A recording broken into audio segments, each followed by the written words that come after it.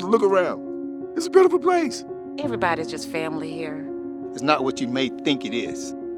I wish that Charlotteans knew the rich history of Southside Homes, that it's been a vibrant community that has been very self-sufficient in a lot of ways. They've advocated for themselves successfully, and a lot of great Charlotteans have come out of Southside Homes. And so Southside Homes to me represents this catalyst for families, for children. My memories here are great memories. When I think of Southside Homes, I think of a community where I had many parents, many fathers and mothers and uncles and aunts. Very powerful memories. And when I think about the community as a catalyst, young families starting their lives, it was a catalyst for so many families to move on, to do other things. It was not at that time a place that people lived to perpetuity, but it was a catalyst, it was a building block for other things. We practically family, we neighbors. We see you walk out the door, how you doing? Are you okay? And I love that because I'm a country girl. It's always somebody to talk to. We get together, we throw parties, things for the kids. It's just, I love it. Football game nights, we had movie nights, and anytime the Panthers were playing on Sundays, we had the screen up for who didn't have TV, that they wanted to come see the game. They came in, they seen it for free. We had hot dogs and hamburgers, and everything was at old school prices. You can get a combo for $3.50. Well, you can go and get a combo for $3.50. Built in the 1950s, Southside Homes was developed as public housing communities were beginning to take root across the country. Developed during the height of segregation, Charlotte built Belvedere homes for white families and Southside Homes for black families. Today, Southside Homes is the last of the large public housing developments in its form, still standing in the city. When this was originally built, it was way out at the edge of town. This is a place where people were kind of pushed aside to the edge of the city.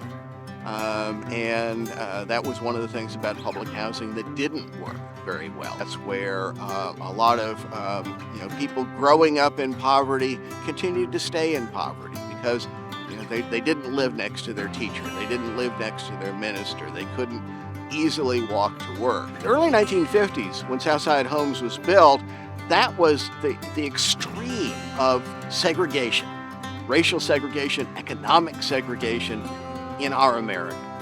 And today we look at that with sadness. Why did people feel the need to separate us out?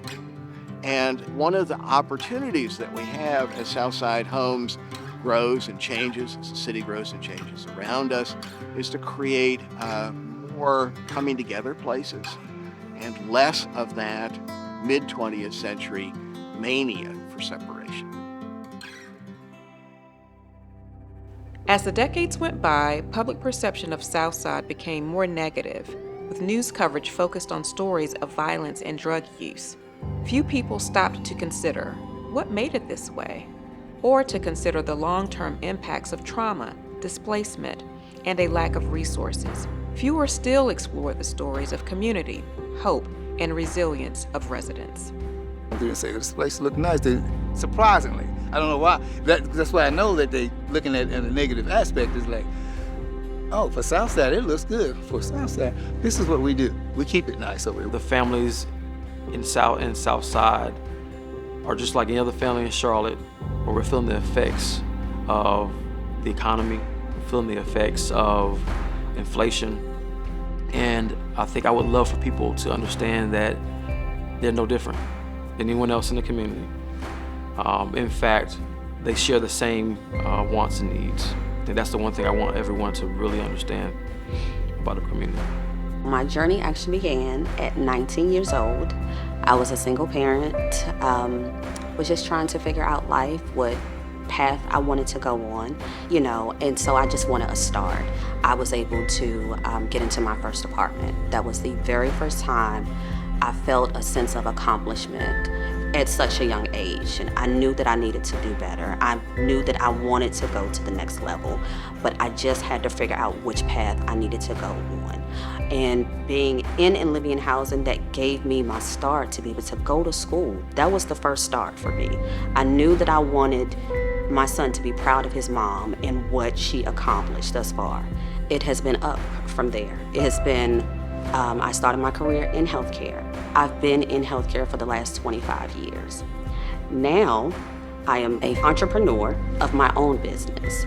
And so for me, at the age of 19, INLIVIAN helped me and my firstborn child keep a roof over our head. That was the most important thing.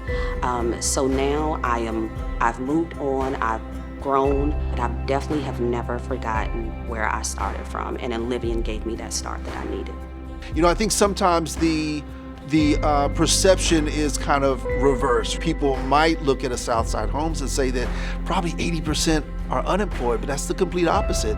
They're just out there trying to do the best they can like any other individual in Charlotte. So again, I think that the richness of this community is something that I think that other communities around Southside Homes needs to understand. I'll be very transparent here.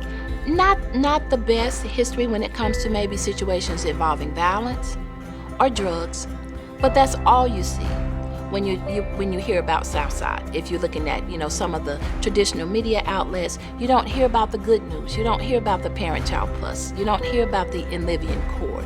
You don't hear about the residents who are even serving on the Residents Council with INLIVIAN, helping to make changes, on a housing level. And I feel like in Charlotte sometimes we like to take certain situations and circumstances and point them to a community because that makes us not have to be accountable. Today, thinking about public housing has changed, with more emphasis on all the factors that contribute to economic mobility. What began as the social determinants of health in the healthcare space is evolving into a focus on the way each element of a healthy, sustainable lifestyle impacts the others. I think it's important to look at the network of resources because it's what matters in a community. It's what matters to make a community thrive and robust and grow. Education and transportation, housing, affordable health care. All of those things are intertwined, interrelated, and depend on each other. All of those areas matter to me, they matter to our community, they matter to our families, but they specifically matter in places like Southside Homes. When you have safe and affordable housing, when you have the opportunity for your kids to be engaged in positive programs, I think that the impact on the family is just enormous. So Alliance has always believed that housing is healthcare.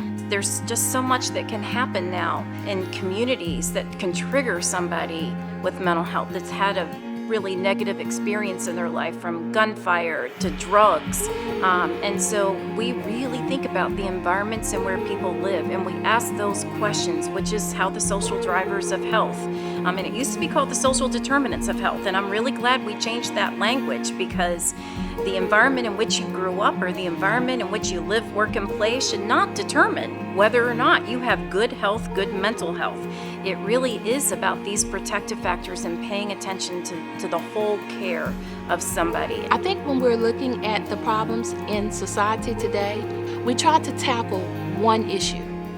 We say it's housing. Well, then what about jobs? What about inflation? What about, food deserts? Again, how do we provide a 360 wraparound resource for our families so we understand that it takes numerous touch points in your life to make a difference? In Southside, a rich network of assets already exists. Organizations offer residents services around housing, early childhood development and literacy, job placement, and more, bolstered and informed by Southside's own residents. But like many resources in Charlotte's Crescent, there is a need for support, for greater innovation and investment. We have some great supportive services programs offered here, and that comes through INLIVIAN through our department called CORE. CORE is our resident services aspect of INLIVIAN. We call it the heartbeat of the company, because we do touch families with services based on some of the needs that we assess that families may need to have addressed in order to help them meet their goals. Where our program is a high quality after school and summer program, there are unfortunately a lack of resources for a lot of the kids in the neighborhood. A lot of kids can't access things that help other kids in the school system be successful academically.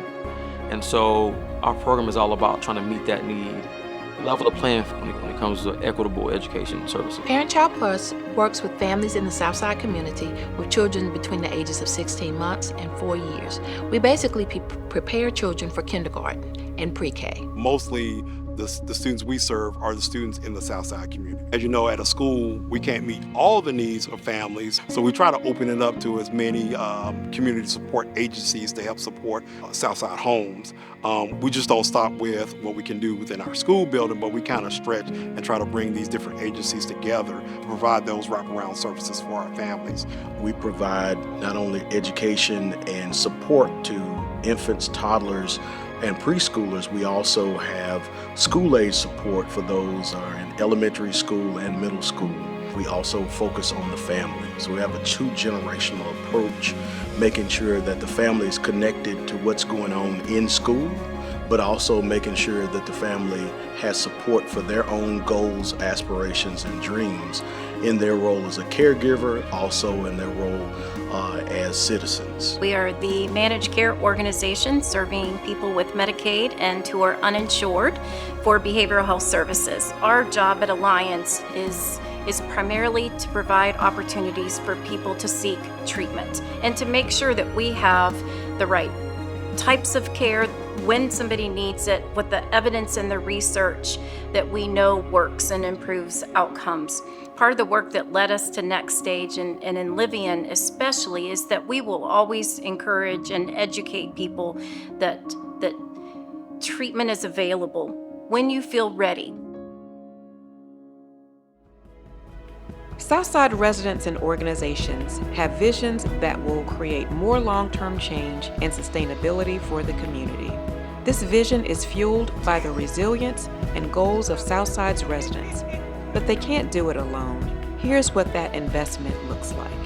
When we bring partners into the programs, a lot of kids get to see professions they've never seen up close. How do I attain this degree? How do I look at maybe the world in a different way? Another thing that happens is that folks are more aware of this neighborhood and all the things it has to offer when they come in and they offer their services. So there really is a two-way road. A service has been offered, but also a perspective has been given. The residents here are very big on being able to have a voice in their service provision, as well as being able to be a part of whatever is being offered to them. They have a requirement almost to be a part of and serve alongside of them, and not do come in and serve to them, but with them. Well, additional investment from the lens of an educator is we need folks to be out here helping support the school, and that can be through volunteering for the school or goods and services or donations. It is very impactful for the school community and our students to grow. When we have community support from outside agencies, it can be private companies, public companies, faith-based organizations, as long as they can come in with manpower and the ability to work and look at our goal to increase student outcomes, that'll be great. When you talk about the potential investments that can come to Southside Home and to INLIVIAN, I think it's important to understand that our supportive services that we provide are not mandated things to do, or not mandated components of what we do as a housing authority, that oftentimes we have to find outside funding to make some of these creative programs happen. And so it does become a challenge sometimes with doing things that are really considered outside of the box of what a housing authority traditionally does. And so for us, that funding support, that outside support, those resources really are needed. One of the things we like to say is that we're more than just bricks and sticks. And we say that because we know that programs and services really have an impact. We have all the data we need. We don't need to waste 10, 20, 30 more years of data, and then the 10, 20, 30 years of people that contributed to that data. It's too late to save them. So I think we have enough now to say, let's think out of the box, let's kick those boxes over, and let's make a difference in our community. Alliance Health is here. Will you join us? YWCA Central Carolinas is here. Will you join us? INLIVIAN is here. Will you join us? Parent Child Plus is here. Will you join us? Marie G. Davis is here. Will you join us? Alliance Center for Education is here. Will you join us?